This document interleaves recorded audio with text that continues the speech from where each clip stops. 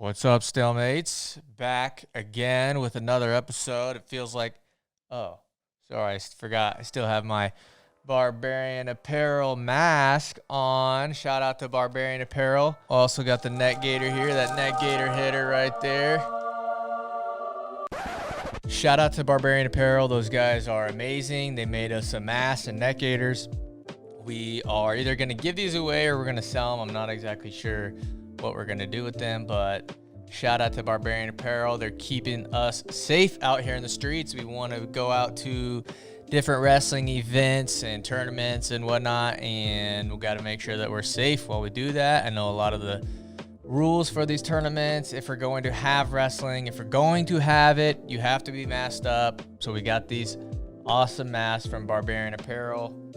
These guys are the best. Put it on like that. Next thing you know, safe as can be. If you don't like the mask, you got the Net Gators. Or if you don't really believe in the coronavirus and you don't like wearing masks, guess what? You do one of these right here and you can sleep all night on the airplane, all right? So make sure you check them out. Go to our website. You can find them. Barbarian Apparel. Check them out.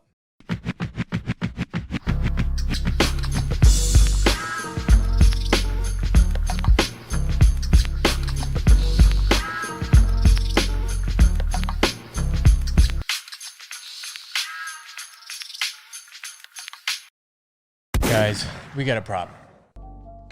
We have a problem in the wrestling world. I try to be positive on this channel. I try to keep it fun. I try to keep it entertaining for you guys, but we have a problem that I want to address. Last night we had the Hawkeye Wrestling Club Showdown. It was awesome. Track Wrestling did an amazing job. All the matches were a lot of fun. Everything was great. I loved it. But before the event happened, there was this debate about the $30 price point. And I know where you think I'm probably going with this. You probably think I'm going to go the route about, if we want wrestling and wrestlers to get paid, we have to pay the $30. That's not really the route that I'm going to go with this little speech that I'm going to give you guys.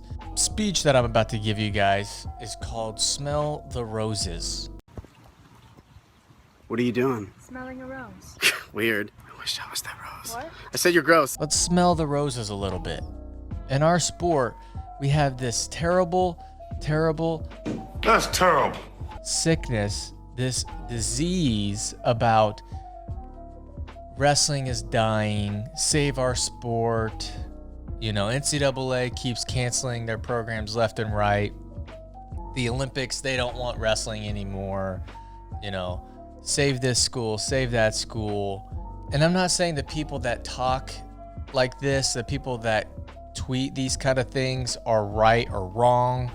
I'm not really shaming them per se, but we need to change the language in which we speak about wrestling. We need to stop talking about wrestling like it's this dead sport that nobody wants. Because that's just not true. We saw that last night with this Hawkeye Wrestling Club event. We saw that Saturday night with the Flow event. We saw it earlier this summer with Rumble on the Rooftop. We've seen it time after time with Kale and the NLWC, that these events are working because wrestling fans support wrestling. And yet when you check Twitter, you see this big debate about the $30 and the whole narrative with Bryce Meredith getting into it with the one guy who said he wasn't going to pay the $30. And who cares? There's people out there that aren't going to pay $2 for a wrestling event. That's just the way the world works. We need to stop giving the oil to the squeaky wheel. We need to smell the roses a little bit. Let's celebrate wrestling. Let's talk about how great things are going. We have COVID. We might not even have a season. I think that we will. But that doesn't even matter because we're having all these amazing independent cards that are happening. And yet there's still this narrative that wrestling's dying. We're adapting. Things are changing. Things are going well. Let's tell people how well things are going and how awesome things are going. And let's stop talking about, wrestling needs saved. Wrestling needs this, needs that. Because that's not helping our sport at all. Let me put it like this. Is a customer more inclined to go to a restaurant that is empty There's no cars in the parking lot. They're dead. The open sign is on, but there's no sign of life at that restaurant at all. Are you more likely to stop and go there? Even they have a sign out in the front, in the parking lot that says, we're open, come on in, but there's nobody really around.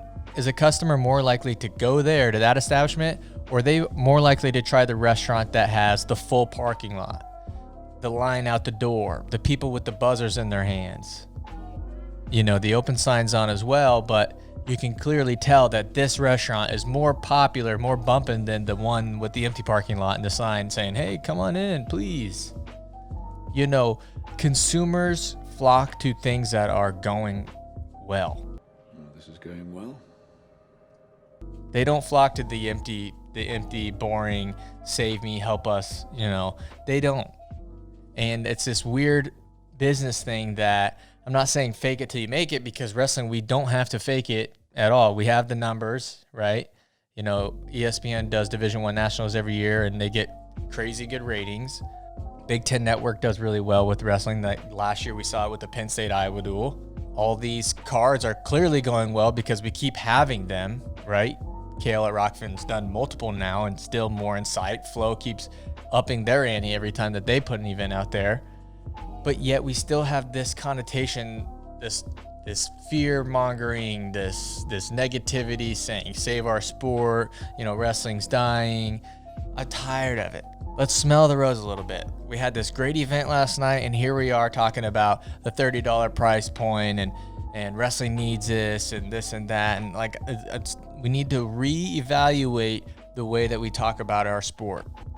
Take Wisconsin, for example. They're doing a great job. They just brought in this Darlow guy. I don't really know much about it. I read a little bit on the internet about what he is, what the guy is, but they're taking an initiative to pump up their guys and giving them, an advantage if the NCAA ever allows athletes to make name off their likeliness, aka their own name, which I think that they should. But if that happens someday, Wisconsin's going to be ahead of the curve.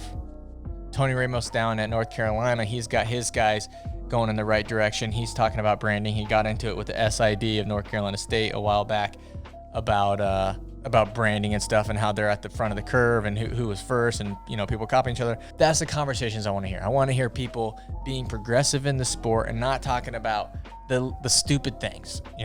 Save this program.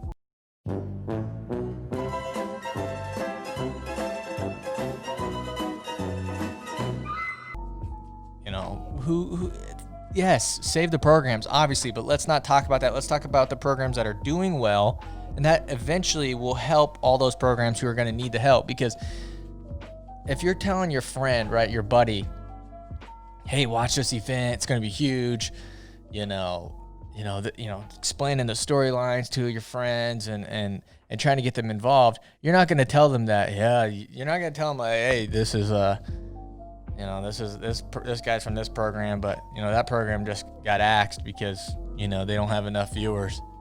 No, that's not going to get that guy interested. You got to tell him, hey, yeah, this guy's a stud. There's going to be a lot of people watching this. There's going to be a big crowd, this and that. That's what we have to focus on. We have to change the language from poor me, fear, to, hey, we're going in the right direction. There might be a season, there might not. But either way, we're going to have these cards, and they're going to be awesome. Maybe someday we'll have a folk style one. I know that this is RTC related, so that would be counterproductive, being that RTCs are freestyle and Greco, but maybe we'll get a folk style one for us college fans. But regardless, let's change the language from being negative. And I don't. This isn't an anti Bryce Meredith thing. I think what he did is awesome. He called people out, and I think his whole, talking about the plan for making money off their likeliness is amazing. Shout out to Bryce Meredith for that. I think he's probably the one who's spearheading like branding and stuff for a lot of wrestlers right now. So shout out to him. But I don't want the conversation to go from, worrying about the one guy on Twitter who said that he's not going to pay the $30. And then now there's this whole conversation about supporting wrestling because it's dying to. Let's stop that. Let's smell the roses.